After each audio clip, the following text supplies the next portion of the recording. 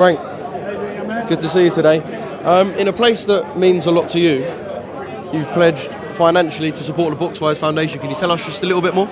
Yeah, Queensberry have got involved with Boxwise, and we've pledged a substantial sum of money to help increase the amount of youngsters that are going through this Boxwise system, which is a 10-week course.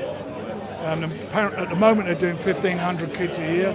That'll go up to 3,000, and it's a life-changing moment for a lot of these youngsters. It's not about them being boxers, it's about them using boxing and the gyms to learn things about respect, discipline, obesity, nutrition, respecting each other's different ethnic backgrounds, and this is a result probably or because of all the knife crime that's been taking place in every major city, and it seems in villages now around the country. So this is us doing our small bit and helping to support Boxwise, which is a magnificent charity. You see all these youngsters here today.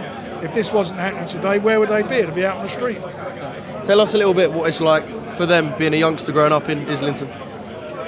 Listen, it was all different times, but back then there was fighting, there was knives, and it was no different. Probably not as it wasn't as much as it is now, but it's a different world we live in. But back then, there were. I can assure you, there was quite a bit of it, and I can assure you, when I was younger, I was there, so I know what it's like. Just a quick recap on Birmingham before we talk about Joyce and Chisora. Brad Pauls and Nathan Heaney have shared 24 rounds. Brad is now the one with the British title. They're an exciting 24 rounds and made for a really good, quick little British rivalry. It's been brilliant. I mean, both of them. It was a fantastic fight on Saturday. Early part of it, Nathan was doing what he had to do. Brad got back into it in the fourth round, and it sort of ebbed and flowed there. I thought it was very close, and then when it mattered, Brad did what he had to do and emphatically won the fight. There was I think it was the 8th or 9th round when Nathan was catching Brad with a few body shots. I thought that was going to be a telling moment. But Brad came through it and did what he had to do. Magnificent fight, great for the fans. Brad went into the other guy's backyard with his great support. But it's not the end of the world for Nathan. He may stay at that weight, he may go up. Whatever he wants to do, we're with him. And obviously, as far as Brad's concerned, we will push him forward as well. And just one more from me, away from the actual fights that happened, there was two fighters who had a bit of beef outside the ring: Liam Davis, Shabazz Massoud, Sol Dakers and David Adelaide. Are they two fights that we're going to see immediately next for those two fights?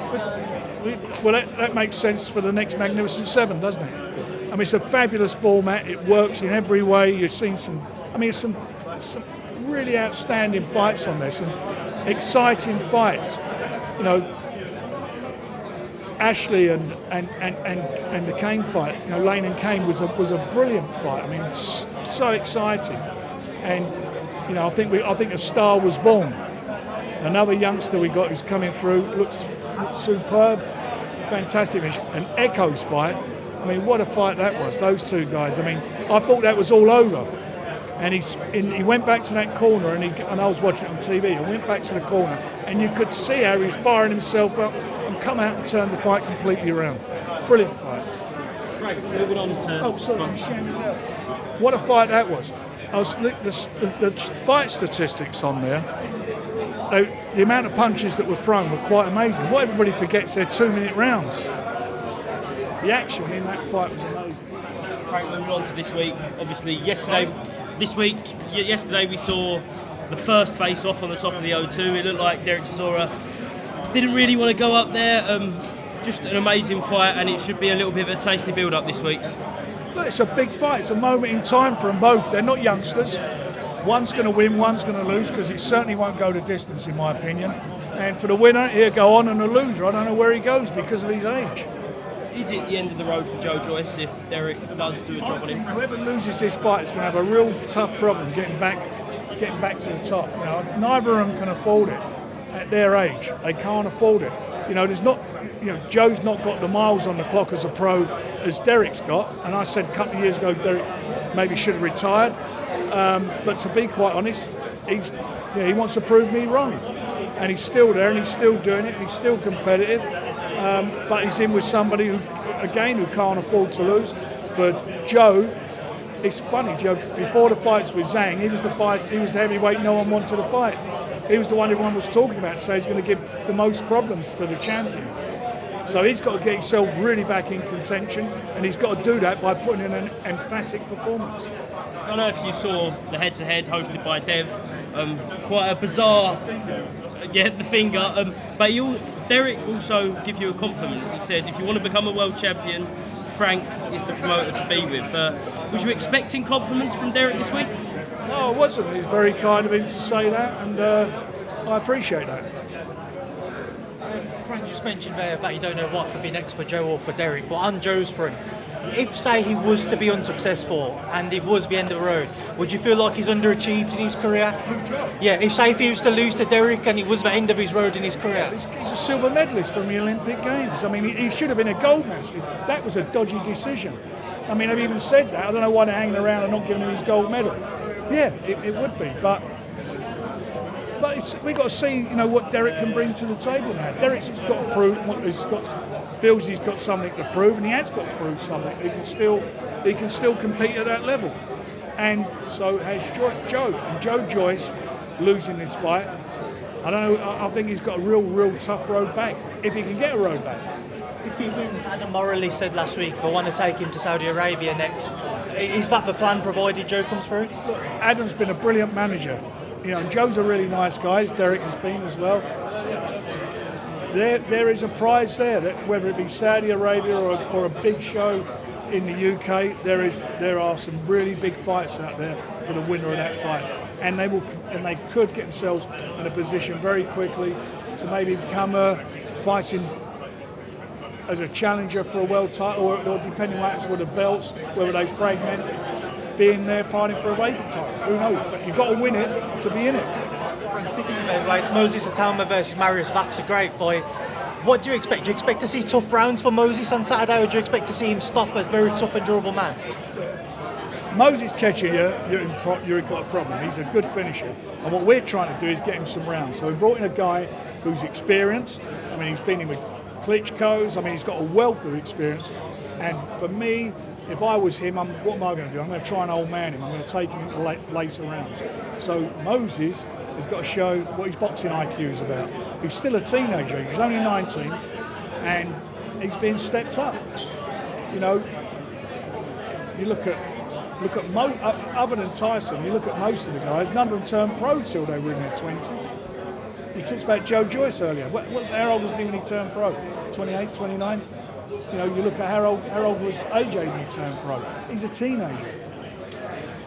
Frank, away from that, there was a report last week saying that Queensberry might set up a broadcasting deal with DAZN moving into next year.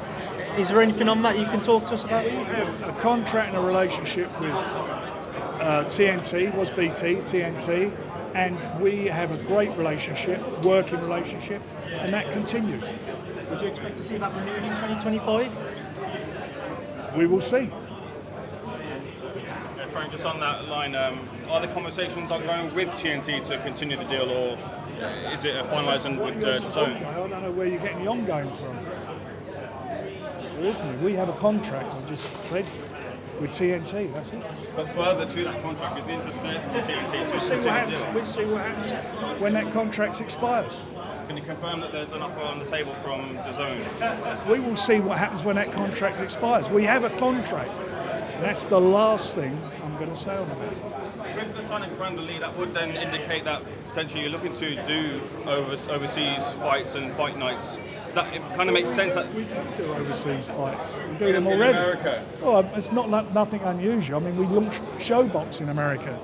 God knows how many shows over the years have done in America. And we made a decision after Box Nation. We made a real conscious decision to focus on here, the UK, and build a base here and build a group of fighters that we feel can go on and then fight around the world or in America. And that's what we've been doing, and we've done it very successfully.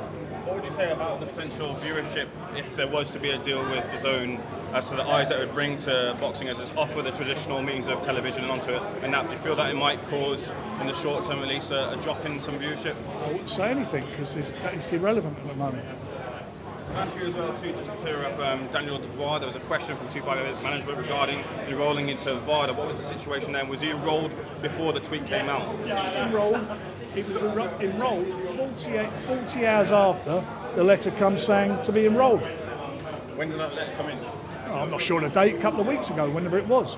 And unfortunately a tweet was, or something was put out mentioning that from 258, which was totally inappropriate. You know, the next day it was all done. It's just ridiculous. It's an How many title fights has he had?